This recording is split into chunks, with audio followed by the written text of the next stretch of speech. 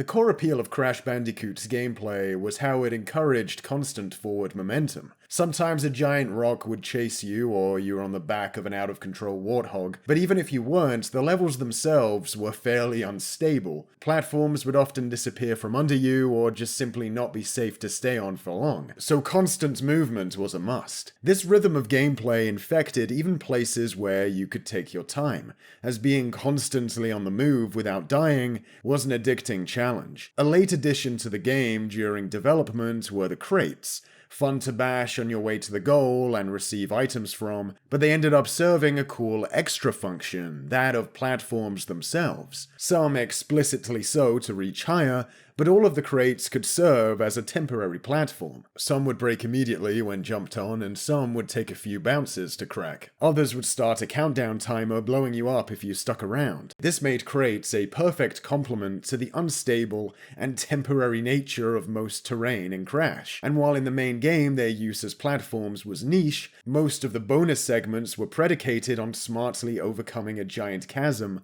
while primarily using crates to get to the other side, making use of careful jumps to get as many crates as possible so as to maximize rewards received while of course making it across. These types of challenges would also make an appearance in Crash 2 and 3 in their bonus stages, where getting all the boxes in them became key to reaching 100%. The sequel also saw the introduction of Nitro Crates, crates that would immediately explode on impact, adding a new complication to factor in. Crash 2 also added to Crash's moveset. The slide attack allowed for quick bursts of momentum that timed well could propel you into longer jumps faster, with less run-up required. Another handy tool in your repertoire for Crash's constant forward momentum type platforming. That said, while Crash 2 is probably my favorite game of the trilogy thanks to that addition, and the focus overall on Crash's core platforming, it's also where the series started to adopt some bad habits. And they start right here. The game introduces itself to you by flaunting Crash Bandicoot wearing a jetpack. Even the box art features this inclusion, the enticing selling point that not only is Crash a crazy guy, but this time he's blasting off in a rocket pack. Sounds cool, but the levels themselves that used it are probably my least favorite in the game. They have cumbersome controls, are slow, and don't take advantage of the appeal of Crash gameplay, as you're forced to wait for the right time to slip Crash's hitbox through these hazardous tight corridors. These gimmicky sections are only a small portion of the game, so it's not a big deal, but Crash 3 on the other hand is absolutely gimmick-obsessed, to the point that out of the original 3 games, it's the one I return to the least. There are some decent regular Crash levels, but it won't be long before you get interrupted by swimming, or piloting, or biking, or jet skiing. This time the box art shows off a bike-riding Crash with a bazooka, 2 selling points that look cool on a box, but really don't add anything to the core Crash gameplay. The bazooka has you stand still to basically make obsolete the challenges that jumping is supposed to provide. These additions seem like features that were devised because they sounded like cool things for Crash to do to flaunt the brand of crazy Crash Bandicoot. Or maybe because Naughty Dog, 3 games in, started to get bored of making 3D platformer levels, because they don't serve to develop the core mechanics. Even good additions like double jumping and super spinning aren't exploited that much by the level design. Barring some exceptions, the Crash 3 platforming levels on the whole feel designed for the Crash 2 moveset, with the extra abilities serving as a brutal way to bypass their challenge. At least with the double jump and the super spin, you can argue that requires some platforming skill to do, and is fun to mess around with, but with the bazooka you can't. My favorite inclusion of Crash 3 are probably the time trials, a perfect addition to the gameplay of Crash. The original Crash trilogy is great, in part because of the tight gameplay, in part because of the appealing characters and visuals, but overall there seemed to be a lot of potential left on the table, giving Crash more powers that would augment the core platforming rather than encouraging the player to undermine it, expanding on the great potential of the crates and their temporary platform-type gameplay. You could make a whole game that revolves around navigating one-use platforms with different properties that also have the chance to give rewards when used. used. So many possibilities, right?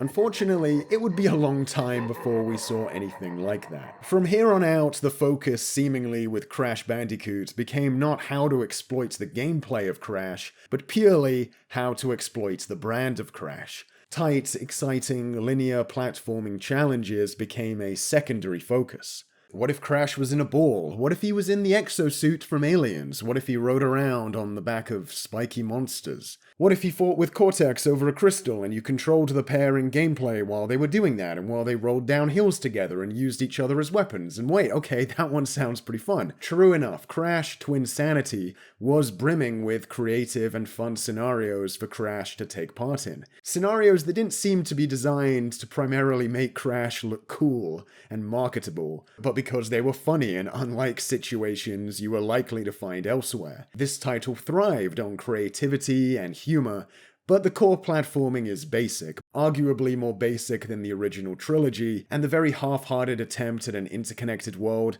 was not a compelling inclusion. The twin-based gameplay also had a lot of stopping and starting to solve simple puzzles that weren't that interesting. Add to that the fact the game is just unfinished and feels like it's being barely held together at all, and it's a bit of a mixed bag. Gotta love this boss you can avoid by just holding right. While post-Naughty Dog there were some fun moments like Twinsanity's gag-fueled gameplay, it seemed like the world had given up on Crash Bandicoot's core mechanical language as a thing to develop and build on. And that's why 2020's Crash Bandicoot 4 feels like it actually does earn that number, seemingly so arbitrarily stamped on it after 2 decades. Crash 4 returns to the tight linear platforming challenges of the original games and makes them the focus, devising some of the most creative and compelling fast-paced platforming the series has seen. And mechanically, it builds on the formula in creative ways. Swapped out for one another as you roll through levels, the new mask power-ups are a great complement to the platforming.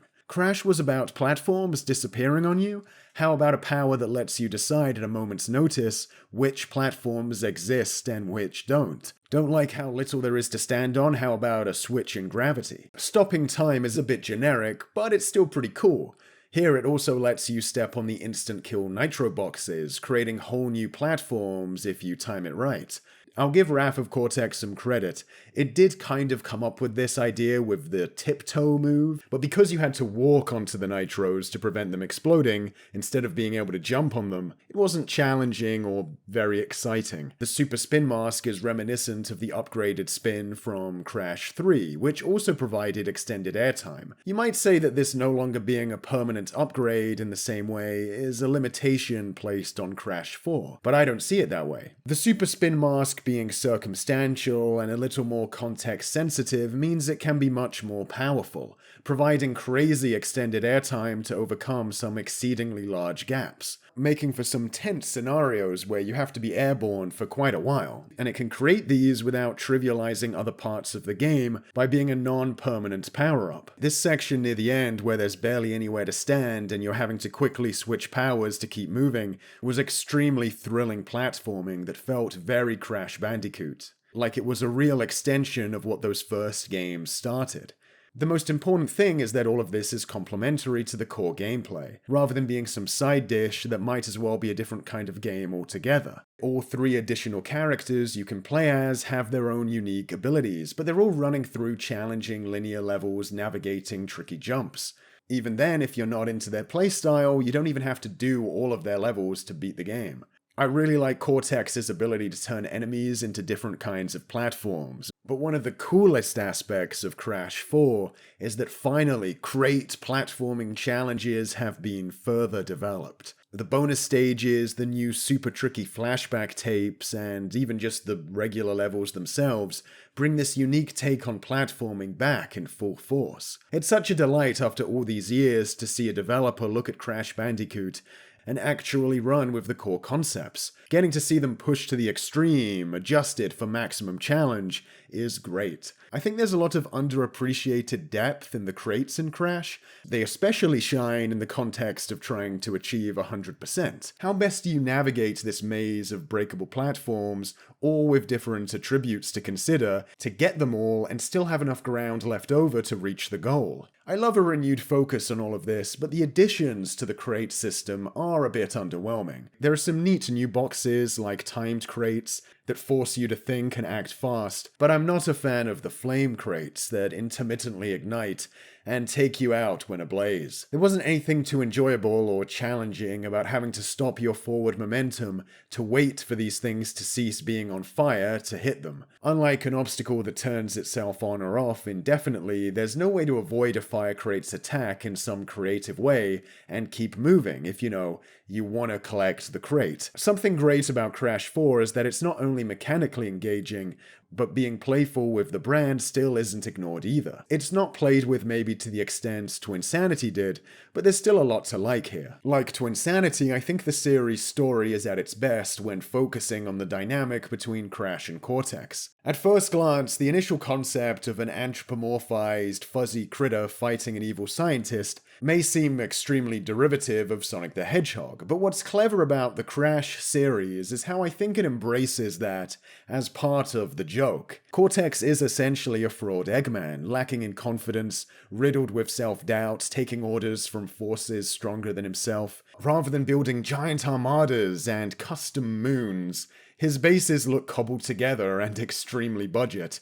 On that same note, Crash is essentially a fraud Sonic. Lazy, barely comprehending the plot he's involved in, busting out a corny-ass dance the second he thinks something good has happened. When being chased, he looks visibly terrified for his life. He's cool, but in a laid-back, sort of slacker sense, as opposed to Sonic's more confident, get-up-and-go extreme sports attitude. All this is what makes Cortex trying to go back in time here to convince his past self not to create Crash, and failing miserably so funny. And by that same token, so is Crash being a klutz in the past and accidentally creating himself. These two are just absolute disasters. They're a borderline satire of real video game hero and villain dynamics. I also like how Crash 4 manages to create exciting set pieces. The momentum of the gameplay as well as the context of the story come together to drive you forward, with the gameplay itself suffering minimal sacrifices to pull that off. Even the challenge rooms have a cool framing device, Crash being tested by Cortex before the first game. The visuals here are also extremely charming and stylish. I was never a fan of the PS4 Remake Collection's attempts to place realistic textures on top of PS1 models. This illustrative look has a lot more personality as well as being a lot more pleasing to the eye. Just the one scene where we see the remake models next to the 4 models says it all, really. I especially love Cortex's design here. He looks so fun. He's all manic and devious. I think if there's one thing missing from the original game's visual design here, is that those games would occasionally present the player with some darker, grittier, more desolate environments, something that's fairly absent here. Though that I feel is just a general modern trend that's hard to get around. Brighter graphics, a frame crammed with assets, that flashiness is just the way people are sold on modern games these days. But I think it's something that I would have liked to see mixed in here occasionally. Crash 4 is a real exciting challenge. Getting everything in this game will take all you've got. It's extremely hard and time-consuming to get 100%. And yeah, if you intend on getting that done in a few weeks, it will be extremely painful. But it's been over 20 years since a Crash game of this quality, so I don't knock their attempts to give this game some good longevity. Who knows when we'll get something like this again? I'm not going to turn down having a lot of it to go back to.